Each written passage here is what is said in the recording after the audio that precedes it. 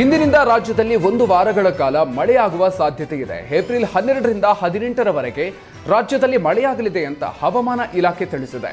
25 ಜಿಲ್ಲೆಗಳಲ್ಲಿ ಅತ್ಯಧಿಕ ಹಾಗೂ 3 ಜಿಲ್ಲೆಗಳಲ್ಲಿ ಸಾಮಾನ್ಯ ಮತ್ತು 1-2 ಜಿಲ್ಲೆಗಳಲ್ಲಿ ಅತಿ ಕಡಿಮೆ ಮಳೆಯಾಗಲಿದೆ ಅಂತ ಹವಾಮಾನ ಇಲಾಖೆ ಮುನ್ಸೂಚನೆ ಕೊಟ್ಟಿದೆ.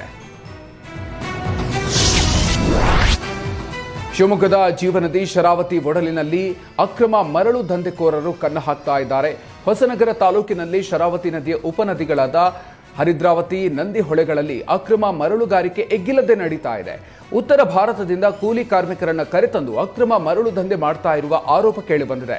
ಜೆಸಿಬಿ, ಹಿಟಾಚಿ ಸೇರಿದಂತೆ ಭಾರೀ ಯಂತ್ರಗಳ ಬಳಕೆ ಮಾಡಿ ನದಿಯ ಒಡಲಿನಿಂದ ಮರಳು ತೆಗಿತಾ ಇದ್ದಾರೆ. ಹಾಡಹಗಲೇ ಅಕ್ರಮ ಮರಳು ದಂಧೆ ನಡೀತಾ ಇದೆ. ಆದರೆ ಗಣಿ ಮತ್ತು ಭೂವಿಜ್ಞಾನ ಇಲಾಖೆಯ ಅಧಿಕಾರಿಗಳು ಕಣ್ಮುಚ್ಚಿ ಕುಳಿತಿದ್ದಾರೆ ಅಂತ ಸಾರ್ವಜನಿಕರು ಆಕ್ರೋಶವನ್ನು ವ್ಯಕ್ತಪಡಿಸುತ್ತಿದ್ದಾರೆ. ಧಾರವಾಡದಲ್ಲಿ ನಿನ್ನೆ ಸಂಜೆ ಸುರಿದ ಭಾರಿ ಮಳೆ ದೊಡ್ಡ ಅವಾಂತರವನ್ನ ಸೃಷ್ಟಿ ಮಾಡಿದೆ.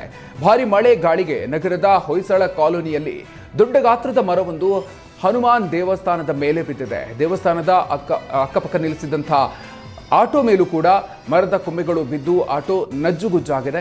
ಇವತ್ತು ಹನುಮ ಜಯಂತಿ ಆಚರಣೆ ಮಾಡೋದಕ್ಕೆ ಬಂದಿದ್ದ ಭಕ್ತರು ದೇವಸ್ಥಾನದಲ್ಲಿ ಎಲ್ಲವನ್ನೂ ಕೂಡ ತಯಾರಿ ಮಾಡಿಕೊಂಡಿದ್ರು. ಆದರೆ ಗಾಳಿ ಮಳೆಗೆ ಮರ ಬಿದ್ದು ಹಬ್ಬದ ಸಂಭ್ರಮವನ್ನು ಸ್ತಬ್ಧ ಮಾಡಿದೆ. ರಂಗನಾಥ ಸ್ವಾಮಿ ದೇಗುಲಕ್ಕೆ ಕನ್ನ ಹಾಕಲಾಗಿದೆ. ಚಿತ್ರದುರ್ಗದ ಚಳ್ಳಕೆರೆ ತಾಲೂಕಿನ ಗೋಪನಹಳ್ಳಿಯಲ್ಲಿರುವ ದೇವಸ್ಥಾನದಲ್ಲಿ ಕಳ್ಳತನ ನಡೆದಿದೆ. ಇನ್ನು ಆರೋಪಿಗಳು ಆಂಧ್ರ ಮೂಲದ ಮುನಿಸ್ವಾಮಿ ಮತ್ತು ಗ್ಯಾಂಗ್ನಿಂದ ಕಳ್ಳತನ ಆಗಿದೆ. ಕಳ್ಳತನಕ್ಕೆ ಬಂದ ಇಬ್ಬರನ್ನ ರೆಡ್ ಹ್ಯಾಂಡ್ ಆಗಿ ಹಿಡಿದು ಗ್ರಾಮಸ್ಥರು ಪೊಲೀಸರ ಕೈಗೆ ಒಪ್ಪಿಸಿದ್ದಾರೆ. ಇನ್ನು ಆರೋಪಿಗಳ ಬಳಿ ಬೆಳ್ಳಿ ಆಭರಣ, ಹಾರಿ, ಕಟ್ಟರ್, ಮೊಬೈಲ್ ಹಾಗೂ ಬೈಕ್ಗಳನ್ನು ಪೊಲೀಸರು ವಶಕ್ಕೆ ಪಡ್ಕೊಂಡಿದ್ದಾರೆ. ಚಳ್ಳಕೆರೆ ಪೊಲೀಸ್ ಠಾಣಾ ವ್ಯಾಪ್ತಿಯಲ್ಲಿ ಈ ಘಟನೆಯಾಗಿದೆ. ಹನುಮ ಜಯಂತಿ ಹಿನ್ನೆಲೆಯಲ್ಲಿ ಕೊಪ್ಪಳ ಜಿಲ್ಲೆಯ ಗಂಗಾವತಿ ತಾಲೂಕಿನ ಅಂಜನಾದ್ರಿ ಬೆಟ್ಟಕ್ಕೆ ಸಾವಿರಾರು ಭಕ್ತರು ಆಗಮಿಸಿದರು. ಬೆಳಗಿನಿಂದಲೇ ಭಕ್ತರು ಸರತಿ ಸಾಲಿನಲ್ಲಿ ಆಗಮಿಸಿ ಆಂಜನೇಯನ ದರ್ಶನವನ್ನು ಪಡೆದರು. ಹನುಮ ಜನ್ಮಸ್ಥಳವಾದ ಅಂಜನಾದ್ರಿ ಬೆಟ್ಟಕ್ಕೆ ಹನುಮ ಮಾಲೆ ಧರಿಸಿ ಹನುಮ ಭಕ್ತರು ಆಗಮಿಸಿದರು.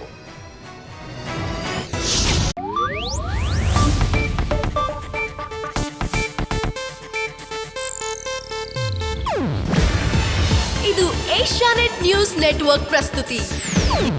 ನೀವು ನೋಡ್ತಿದ್ದೀರಾ ಏಷ್ಯಾನೆಟ್ ಸುವರ್ಣ ನ್ಯೂಸ್.